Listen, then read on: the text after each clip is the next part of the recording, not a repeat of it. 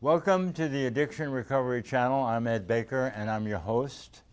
Today, we have the pleasure of interviewing Dr. Brandon Marshall. Dr. Marshall is a professor in the Department of Epidemiology at the Brown University School of Public Health. He is also founding director of the People, Place, and Health Collective at Brown University. Dr. Marshall's research focuses on substance use epidemiology, with a specific emphasis on harm reduction and overdose prevention. Thank you, Brandon, for joining us in Vermont today. Yeah, my pleasure. Such a delight to be here with you, Ed. Yeah, we're very, very pleased to have you. You know, we're going to cover quite a bit of ground today, so I have notes that I'll be referring to. Sure. I thought, Brandon, that a good place to begin would be with a little bit of history. So I looked into the history of drug use and drug death resulting from drug use in America. And I came upon the 2015 Centers for Disease Control report from 2015, citing figures in 2014. In 2014, the number of deaths in America attributable to opioid overdose were 28,647. At that point, 3,000 of those deaths were attributable to fentanyl. Fentanyl was new on the drug landscape in America. 2015 was the year that our governor here in Vermont spent his entire State of the State address focusing on heroin use and the threat to Vermont from heroin use and heroin overdose. I'd like you to talk a little bit about what's happened over that past 10 or 11 years. What's happened in America from 2014 now to 2025? What are we seeing as far as drug overdose fatality trends and drug use trends in America? Yeah, thanks, Ed. So that's a great place to start. You know, we continue to be in the throes of the nation's worst and unprecedented drug overdose crisis that has continued to escalate since 2013, 2014, particularly with the introduction of fentanyl into the unregulated drug supply in the United States starting in 2013. The crisis really peaked during COVID. You know, in 2023, there were more than 100,000 preventable drug overdose deaths alone. The number of deaths has declined since then. The Center for Disease Control and Prevention estimates that there were 80,000 deaths last year, which is a significant reduction from its peak during COVID.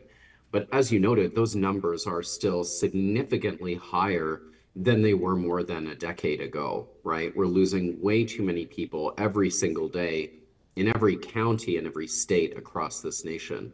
So that's why we need to continue to innovate and implement new interventions, right, that address the crisis and meet the urgency of this moment. We can't really sit on our laurels that we've seen 20-25% reduction in deaths since this time in 2023 and wash our hands. You know, we have to continue building on that progress, and we're only going to do that really through continuing to innovate and implementing new interventions that show promise. Yes, thank you, Brandon. And you know, I heard you mention every community in America, and this is certainly true for my community, the Burlington community in Vermont, and for every community in Vermont. You mentioned 2023, and I had the good fortune of recently conducting a little bit of informal research with our Vermont Department of Health. And what I wanted to know, Brandon, specifically, and what they helped me find out specifically, based in data, I asked for the calendar year 2023, what is the leading cause of death for Vermonters aged 50 and below? And I chose that age because when you get into the elderly ages, you have cancers and heart diseases and other fatal diseases that begin to become prominent. So I chose 50 and below. The number one cause of death for Vermonters 50 and below is accidental drug overdose. Accidental drug overdose.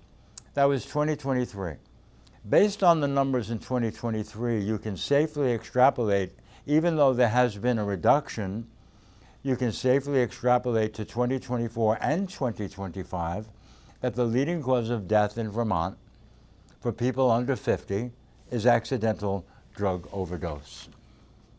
In my county, Chittenden County, in 2023, there were 50 overdose deaths, 25 of them, or approximately half, being focused right here in Burlington.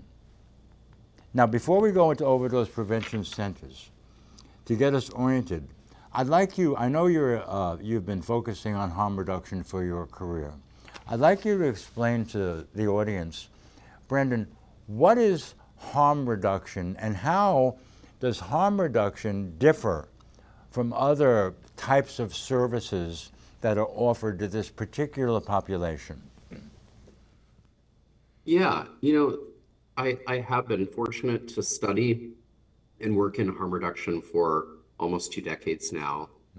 Ultimately, harm reduction means providing services, supports, healthcare to people who are at risk for overdose, who are using drugs, without requiring that they fundamentally change or reduce or abstain from drugs entirely.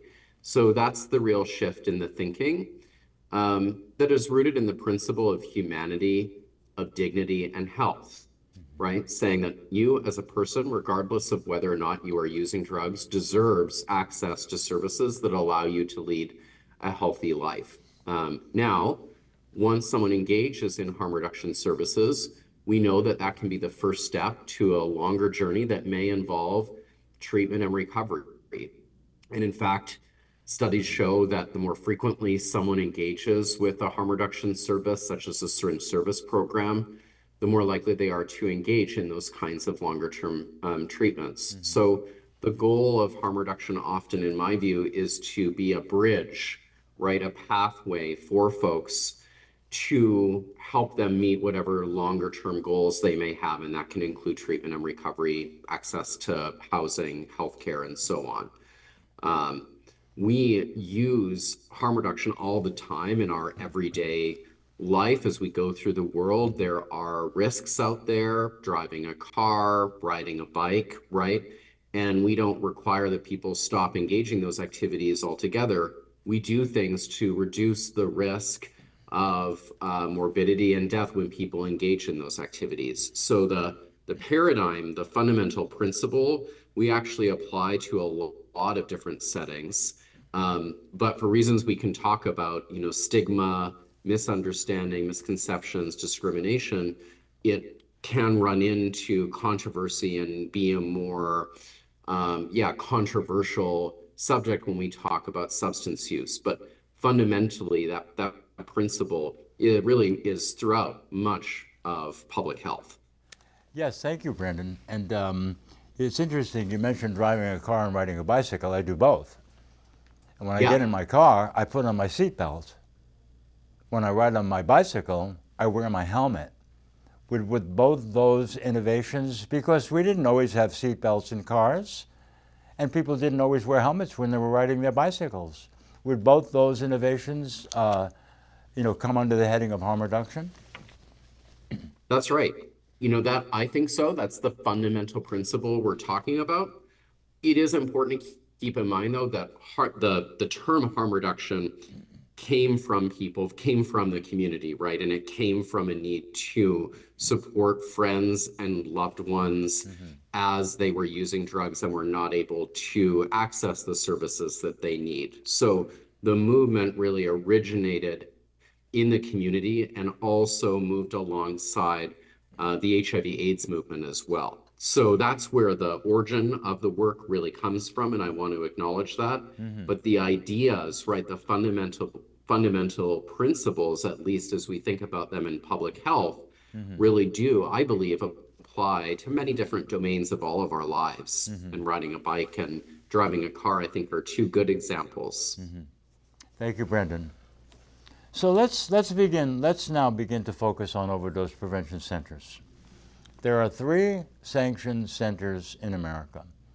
There are 2 in New York under On Point, which is the name of the overdose prevention centers in Manhattan and I think Washington Heights.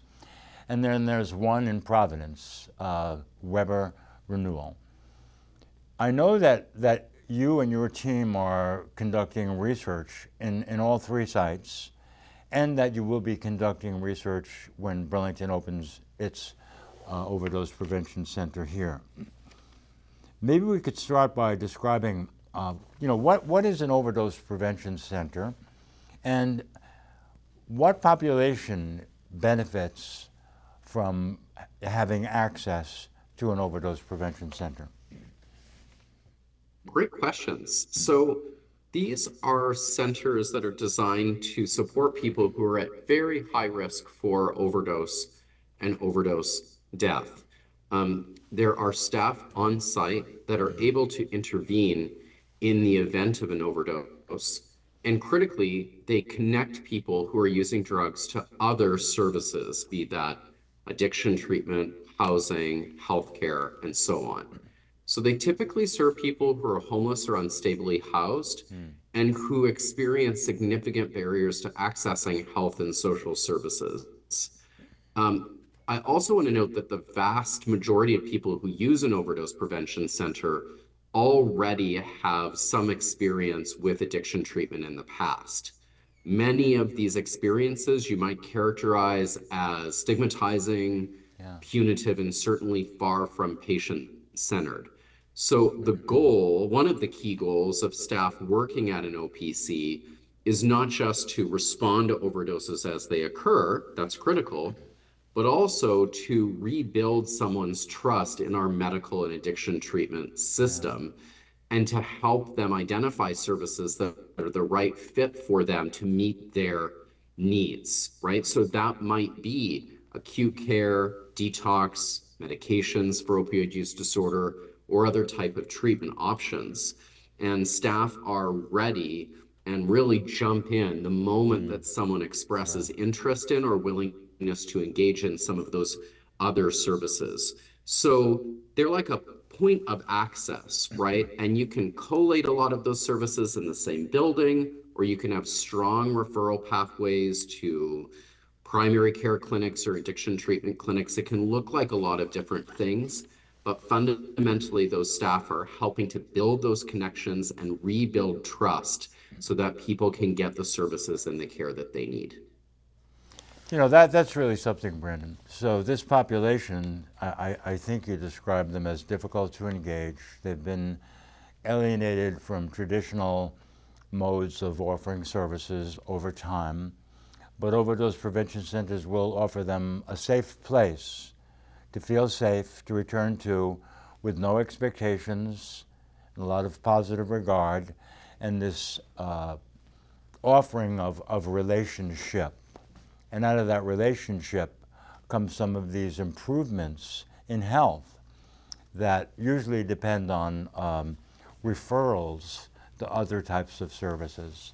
What's the research show? And I want to say to the audience now that what's happening here is Dr. Marshall is a researcher.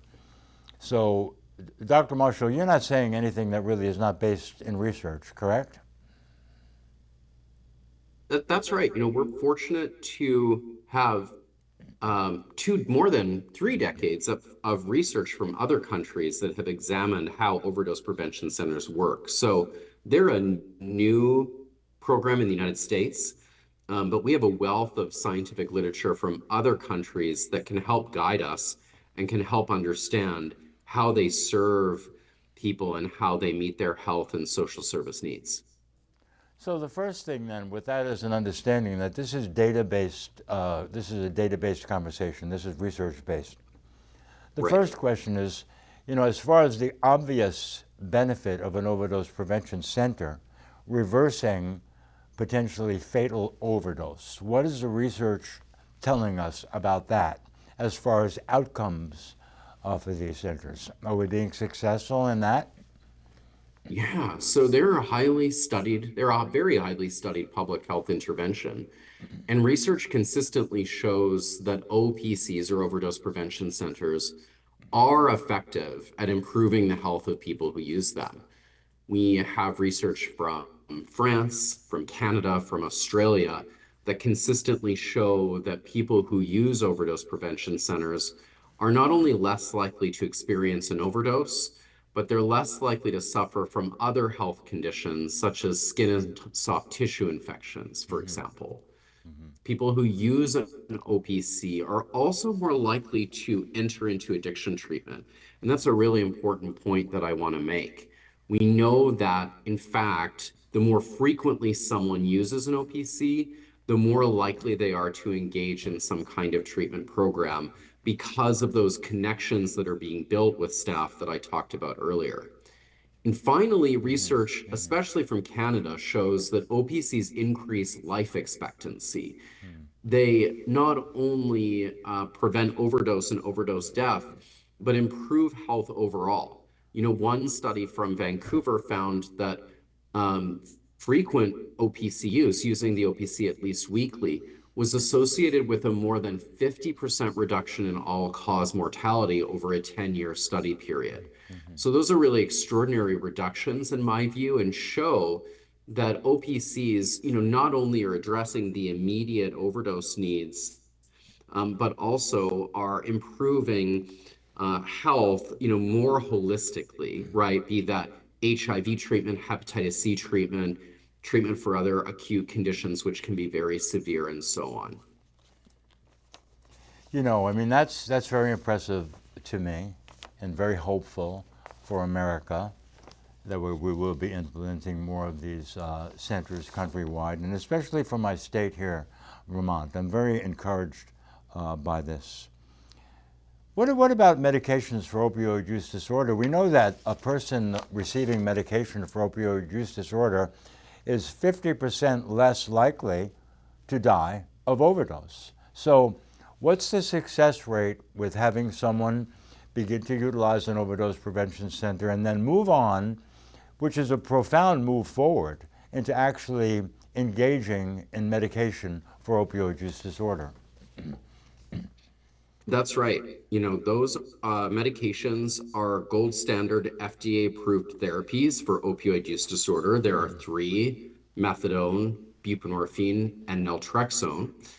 This is one area where we are actively studying the science around this in Providence and New York City, because most of the research that was done in other countries was either conducted before medications like buprenorphine were approved in those places, or were not broadly accessible. So we know that people who use OPCs are more likely to enter into addiction treatment. We know less about what that looks like for accessing those medications specifically. Now, what we do know is that all three OPCs operating in Providence and New York City are providing low threshold access to buprenorphine in particular. In fact, in two of the locations, the medications can be prescribed on site. Nice. So we're very much interested in studying how this is working. Does accessing an overdose prevention center increase uptake of buprenorphine in particular, and what impact does that have over long-term health outcomes? So hopefully, Ed, you can have me back in a year or so when we have that data and can look at that and have a deeper discussion around what we're seeing here in the U.S. on this issue. Thank you, Brandon, and that will definitely happen for sure. Now, understandably, Dr. Marshall, we hear a lot from people in neighborhoods that are potential sites for overdose prevention centers. Sometimes what we hear is based in fear, misunderstanding, lack of education about this issue. And this is understandable. Not everybody works in the addiction field. Not everybody understands addiction. Not everybody understands treatment. Based on research, again, can you please tell us, what are the results of studies that have focused on the outcome of overdose prevention centers being located in cities? Crime, public drug use, discarded drug use supplies, fatal overdose in the area. What is research telling us about that? Yeah, so there has been a lot of research in this area as well, because it's often brought up in political discussions and community discussions, right? We know that OPCs improve the health of people who use them. What about how do they impact the neighborhoods in which they're located, right? So research consistently shows that they improve neighborhood-related conditions. They reduce public drug use in the area in which they're located. They result in reductions in things like drug-related litter and other measures of drug-related disorder, which makes sense, right? Because people who have nowhere else to go, people who are homeless, who are using outdoors, now have a safe, indoor, supervised environment in which to engage in those activities that is out of view of the public, that is off the street, right? So that is coming in to a safe, indoor, supervised environment. We also know that there is no evidence of what's called a honeypot effect. People do not relocate to the neighborhood in which an overdose prevention center is located because it's there. These services are really serving people who are primarily street entrenched, homeless, and have a lot of barriers to accessing transportation, right? So they should be located in areas where a lot of those people are already residing, are already engaging these activities, and we know that they don't increase some of those measures of neighborhood disorder in the areas in which they're located. More recent work in New York City has also looked at drug-related arrests and crime, and they have shown that there has been no impact in many of those measures at all. In fact, the two OPCs in New York City were associated with reductions, especially in 911 calls for emergencies for health conditions after they opened, right? So, before an OPC opens, you have lots of ambulance runs for suspected overdoses happening in alleys and streets. OPCs are highly effective at managing overdoses on site without the need for additional emergency personnel. So that results in reduced ambulance runs and EMS visits in the neighborhood, right? So that we know as well. One other research that I wanted to highlight as well is around the neighborhood perceptions. We actually did a study in Providence before the OPC opened. We surveyed 125 neighborhood residents and people who worked in the community around where the OPC was going to be opened. And we asked them what they thought about it. Did they know about an OPC, and what did they know about it? Did they support it? And what we found was that 74% of people supported an overdose prevention center in their community, right? A very high level of acceptability of having an overdose prevention center open in their community. And that sounds like a really high number, but it's actually consistent with other work that's been done in Baltimore and Massachusetts. One recent poll in Massachusetts that was conducted by an independent research firm found that 70% of residents were supportive of a bill authorizing OPCs in that state. So although we talk about resistance and a lot of community opposition, in fact, when you poll on this issue, there is a lot of support. And I think it's because people have been impacted by the overdose crisis. They know friends and family members who have died of an overdose, and they see the potential public health benefits of OPCs, or at least they're willing to give them a shot, right? So that's really important. I think there's maybe a loud vocal minority that is resistant to these kinds of facilities, but at least in New England, we see very high levels of public support for them. That's very encouraging, Brandon, and we certainly have seen that in Vermont. The state legislature, through law, has enabled the opening of an overdose prevention center right here in Burlington. Both houses, passed the law. It was vetoed by the governor, and then the veto was overturned. So there's a very, very strong momentum towards supporting this in Burlington. We have the First Universalist Unitarian Society of Burlington, which is, very significant. They recently declared their open support for the establishment of an overdose prevention center in downtown Burlington. We have the Mayor Mulvaney Stanek, and her office, moving really full speed ahead, trying to get this established in our city. We have a provider, the Vermonters for Criminal Justice Reform will be called the Downtown Health Project. They are getting ready. They're looking for a site now in downtown Burlington.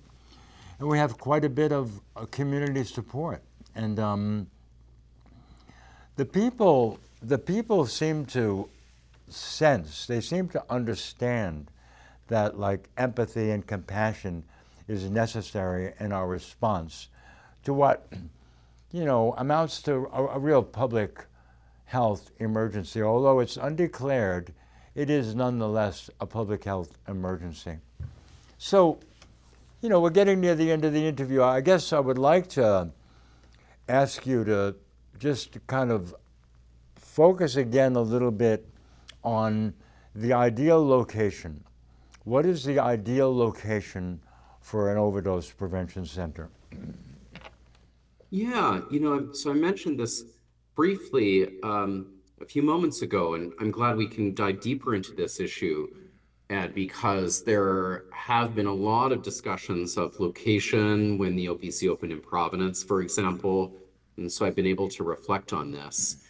At the end of the day, for an overdose prevention center to be effective, people need to use it, right? And so we talked about how the people that are using an OPC have a lot of barriers to accessing transportation. The vast majority do not own a vehicle. Mm-hmm. So you need to site them in areas that make them accessible to folks. So that typically means putting them in locations where you see an existing, overdose problem. You can use data from health departments to guide these discussions and say, where are we seeing a lot of EMS runs or ambulance runs for overdoses? That might be a place to cite an overdose prevention center. One interesting aspect of the Providence Overdose Prevention Center is that it's, I would say, adjacent to an area where we historically see significant public drug use and homelessness. Mm-hmm. It's also adjacent to the state's largest tertiary care center. So it's essentially operating as a medical facility beside our largest healthcare campus. And that's really interesting to us from a scientific perspective, because we want to study, does that proximity allow staff at the OPC to refer someone to the hospital if they are in need of more advanced care for a severe skin and soft tissue infection, for example. And likewise, perhaps someone being discharged from the emergency department for an overdose, rather than being given a piece of paper saying, here's some addiction treatment programs, give them a call, good luck, can be discharged directly to the OPC, where trained staff are available to help guide them through that process, right? Mm-hmm. So that's something that's unique about the Providence OPC that we're excited to research and understand. Are there benefits to citing these facilities in proximity to existing healthcare services? Mm-hmm. But at the end of the day, I encourage any community who's considering implementing an overdose prevention center to ask people who are using drugs, to ask people who may use them, where would you like to see this facility? How could we make this as accessible to you as possible? And those voices should be at the forefront of decisions in terms of where to actually cite them in a municipality. Yeah, in Burlington, a few years ago, so this has to be, we have to pick up, I think a study may be being conducted now, like an ethnographic kind of informal interview of people who use drugs. a few years ago, this occurred in Burlington, and 90% of the respondents were willing to use an overdose prevention center in Burlington. This is a phenomenal number. These are people who had experienced overdoses, who had reversed overdoses of their friends, who had seen people die, who are more than willing to use an overdose prevention center. We're one to open in Burlington. I'd like to revisit a little something about, in your experience, I know you have experience with the New York centers. They've been there, I think, since 2021. Now, how, as far as an overdose prevention center in America integrating itself into the community, what's been the experience in New York? Has the overdose prevention, both centers, have they integrated into the community in a way where the community is recognizing the benefit of their presence? Very much so, Ed. That's a great point. You know, the overdose prevention centers in New York City were opened in long-standing harm reduction programs, certain service programs, basically. So they had long-standing support and rapport with the community in which they are located. They also provide broader services to the community. Things like acupuncture therapy. There's plans to perhaps open a pharmacy, for example. They do a lot of neighborhood engagement. So that's a great point, especially in New York City. We're seeing overdose prevention centers really offer services to the broader community, and not people who are necessarily only immediately at risk for overdose, right? So that's really interesting to me, to think about the ways in which overdose prevention centers could be integrated into models that address healthcare needs in a community more broadly. So that's kind of a unique model there. What they look like in other countries can really vary. I should say in some countries like Spain, we see overdose prevention centers that are mobile. They're in vans or converted RVs, and those are very like low profile. They're not fixed site, and they can be effective when you have sort of overdoses occurring throughout the community or several areas where you see some need, and it might be hard to establish fixed site locations in those communities. So there's actually lots of models out there that allow us to think about how best can we serve people who are using drugs and the broader community. Well, thank you, Brendan. I want to personally thank you for the support that you've provided to me and others in Vermont. To your generous availability does not go unnoticed, and I want to thank you for today, and I will definitely be looking forward to having you back when we can report on some research data from our first overdose prevention center here in Burlington. So thank you, Dr. Marshall. Thank you, Ed, and look forward to continuing the conversation. It's been a pleasure speaking with you today. Thank you.